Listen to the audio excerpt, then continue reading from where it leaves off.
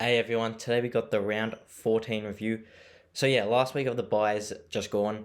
Yeah, we scored alright, 1873, although I am a bit vexed at that, and you'll see why in a moment. It was the captaincy, as a hint. But yeah, okay, so 12,802 for the round, and yeah, we moved up a little bit. So over the buys, yeah, we basically moved up this much overall. Because we were basically 21k at the start, we're 18k now, and yeah. So this is where we are. I think maybe we can get to top 10k by the end of the season. I mean, yeah, I think that's definitely achievable. Even top 5k still. We're probably got to play well to get to top 5k, but we'll see. I think it is definitely attainable. But yeah, okay, we'll go into it. So obviously captaincy Jared Witts. I'll get onto that. But yeah, if we just start with backline. Tom Stewart, 95. He actually was very quiet in the first half. I think he was on like 26 at halftime. And he actually played pretty well in the second half. The game was still on the line because West Coast were actually playing well. So yeah, he managed to get up to 95, which is a decent enough score. Still way below his average, but I mean you can't be too mad at that. Stewart 103. He seems like he's in a bit of a lean patch for what he's been doing this season. Probably not racking up as much of the ball, but that's all right. Still turning up as a defender. You definitely take that. And then you Doherty, just insane the way that he's playing. 128. Just gets so many uncontested ball, uncontested marks, and is so efficient with his kicking that it's inevitable that he's going to score as well. Jaden Short playing in that same game, 84. Yeah, it's very interesting. I think he played, I don't know, mid forward and back. I think he's in a mid forward rotation with Jack Graham. It seems like, which is a bit dicey to be honest, a bit risky. But yeah, I don't know. He might be a luxury trade later. But then if we go into this guy, Jordan Ridley, like he just played key defense on Max King the whole game. Like what happened to Jake Kelly coming in to try to take some defensive duties off him? Like what? Like that has not happened at all. Jordan really just had to play one-on-one defense the whole game, and Max King, I mean, he played pretty decently. Essendon obviously got the win in the end, but yeah, Jordan really just had to play accountable. Couldn't intercept Mark really, and therefore got this pretty poor score. And I really do want to trade him out this week. I don't think we can though in the end, given the Zach Butters injury, of course. But yeah, hopefully maybe later on, we'll see. And then Jacob Ware, 65, again solid. 14 touches, got a few marks and stuff. Yeah, bit kind of iffy on whether he retains a spot each week. GWS did lose, so, I mean, got to see there. But, I mean, I think he was pretty decent again. So, yeah, we'll see if he does. I need his money to go up still, get up to 250, 260k. He's like my only playing rookie at this point. So, yeah, I kind of need him to play, not going to lie, even though he's going to be on the bench this week. And then, Rory Laird, 114. He was all right. I mean, yeah, probably a bit below what he's been doing the past few weeks, playing against Gold Coast. But, I mean, he seems a bit more quiet. But, 114, you can't be too mad at the score in the end. Yeah. We'll go on to Touk Miller because he played in that same game. I think he also didn't play that well. I'm surprised he got to 100. It seemed more like he would have deserved like an 80-ish score. But, I mean, happy he got to the ton in the end.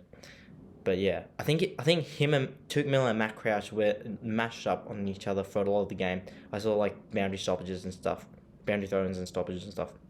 So Jack Sinclair as well, 105. He played pretty decent. It's one of St Kilda's best players in a pretty poor performance from them. So good to see that consistency. I think once Jack Steele comes back, I don't think it will really affect Sinclair, which is good. He's probably the second best player behind Steele. So. Yeah, they still need him in there, definitely. And then McRae, 155. Great bounce back game from him. I really should have put the VC on him for this game, or the captaincy. But, I mean, he's been in poor form for his standards the last, 4 weeks. So, great to see him back in good form, racking up so much of the footy. And then, Sam Walsh played really well for the first 3 quarters. And then I think he got, it was a 98 at 3-quarter time, and he had, a 12-point last quarter, 11-point last quarter. When the game was kind of on the line as well in Richmond Carlton, he just played poor in that 4th quarter. So this really should have been like a 130, 140. but yeah, not to be. And then Patrick Cripps, 79. I think he was kind of similar. He played well in the first half. I think it was on like 56 at halftime, and then just slowed down a lot in the second half. Didn't do too much. Was his 150th game, so good for him. But yeah, didn't play super well for what he's been doing. And then Tim English, 110. Yeah, played pretty well. Took advantage of course, Braden Pruce going down, so that was good to see. Maybe you would have even liked for him to go a bit more, but I mean, no, can't complain with 110. And then the thing I am most frustrated about, Jared Witts, 68. Like, what? That was insipid, if we're being honest. Like, I honestly couldn't believe it. Like, look at the way... When I was choosing him as captain, I was just thinking, like, look at the consistency over the past weeks. Like, at lowest, I reckon he probably gets maybe 100, 110, which is, like a bad captaincy score, but it's, like, it's fine, you know? Like, he hasn't dropped below 100 since round 5. Like, what? It's, like, lowest score since then, 113. And then he puts out a 68 against Riley O'Brien, who, to be fair, has been playing well the last few weeks since he's come back into the team. But, I mean, he's not Max Gorn or anything. So, I mean, it's not necessarily a highest matchup. But, I mean, it's like, even if you look at the stats that Jared Witts got, like, he had 12 touches. If you compare it to the week before where he played North Melbourne, he had 2 more touches, 3 more free kicks, no free kicks against, and 4 more hits. But yeah, I mean, I guess that just speaks to the kind of efficiency that he played with. Probably not so much. He didn't really have any clangers. But I think really hitouts-wise, so many of his hitouts got sharked. Like Sam Berry, he just had a field day sharking so many of Jared Witt's hitouts. And yeah, that's why probably Sam Berry played like the best game of his career in the AFL so far. So good for him. But yeah, did not turn out to be a good score for Jared Witts. I think he had 6 hitouts to advantage from those 39 hitouts. So that's pretty poor conversion rate. Yeah, I guess, you know, that's really the reason why I scored so bad. Which, if he did score, like, say, 110, 120, I think I would have come, like, around top maybe 2 or 3K for the round. So, yeah, I probably would have gone up to, like, 6,000 ranks higher in overall to be, like, 12,000 or something. But, yeah, it's pretty disappointing. I mean, I should have, in the end, probably chosen a better captain. Patrick Cripps VC probably wasn't the best idea either against Richmond. But... yeah, I mean, I thought he could play well, because he did at the start of the season in the first game, 132 against them. So I thought maybe he could play well against them again. But yeah, obviously not. And then yeah, Bontempelli, Dunkley, both play against GWS. Yeah, both just absolutely ate. With McRae, yeah, dogged midfield absolutely ate on that GWS midfield, who didn't even play that bad. Besides Josh Kelly, I thought, yeah, Cornelio, Tom Green were good. But yeah, Dogs just outpowered them. And yeah, we're ferocious in their tenacity. And then yeah, Butters 68 is actually a pretty good game that he played for the quarter and a half. Obviously sad to see he got injured, and we're gonna have to train him out as a result. But he actually played pretty well in the time that he did. And then yeah, so did Heaney, 124. Yeah, really flying for those marks again. Kicked 4, so obviously that's a major contributor to why he scored so well. But yeah, good to see him post by playing well. I think, yeah, the rest really did do him the world of good. So hopefully he can play like this, well, hopefully for the rest of the season, if not for at least the next 5-6 weeks, before he gets too tired again for the rest of the season, because that's kind of what it seems like happens. Because, he does play a really taxing game style with the amount of running he does, running and jumping and stuff. So, yeah. And then, yeah, Teakle, also sad to see he got injured. He also played pretty well, though, in, like, the quarter he did. So, yeah, good for him to get his debut in. But anyway, so if we just do substitutions-wise this week, we'll probably... I don't know if Teakle will play again the rest of the season, to be honest. But we'll probably just keep him on the bench. And then if we put these guys on... hopefully Mitch Owens can get back into the team this week. But I think Jack Steele might be coming back. So, yeah, maybe not. But we'll see. And then, so yeah, Zach Butters is obviously going to have to be the guy we trade out, sadly. I mean, he hasn't been super good for us this year, but he's done decently. He put out a few 130s, so you can't be too mad. He also has put out a few 50s, though. Probably not his year this year. I reckon he can become a really good premium, though, maybe next year or the year after. So, yeah, once he gets a few more seasons into him. But, yeah, we'll see.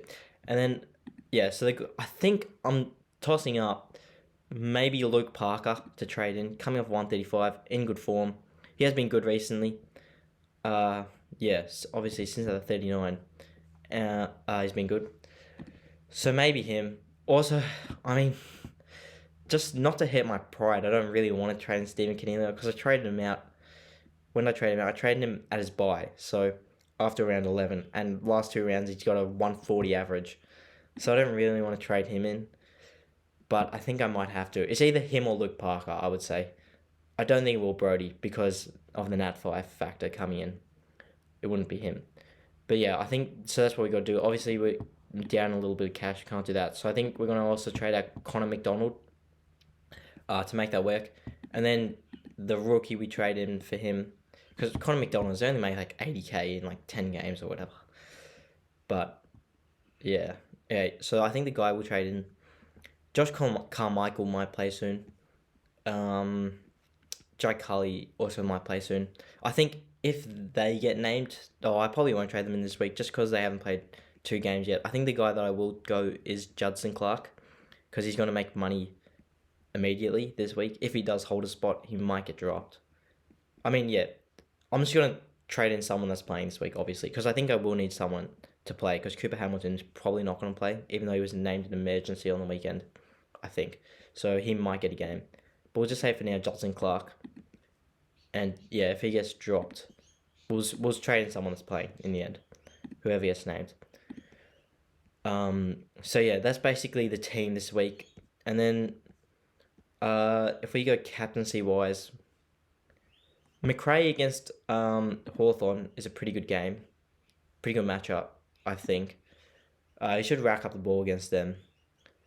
And then, I mean, Clay North against Brisbane, Lachie Neale, probably they kind of nullify each other there, to be honest. I don't really want to steer that way. And then I think Rory Laird, we'll put the VC on McRae and captaincy Laird against North Melbourne, I think should be a good matchup. It should go pretty well there. Has he played in the season yet? He has not, but I mean, yeah, I think he should go well, hopefully at least. So I think this is what we'll do. Loophole wise, we can go any of these guys that aren't playing. So yeah, to finish out the team, if we look at it, we got this 1 forward spot left, which I think will end up being, Luke Parker maybe potentially. If we get Canelio in this week, it might be Luke Parker. And yeah, we are still playing Jack Sinclair in the midfield because you got an extra defender. So we might trade Jordan Ridley out, put Jack Sinclair in defence, and then trade in a midfielder for Ridley. And yeah, we still need the forward for Clark. So yeah, we'll see what happens there. But that's probably just about it, I would say. So yeah, that's the round 14 review, and thanks for watching.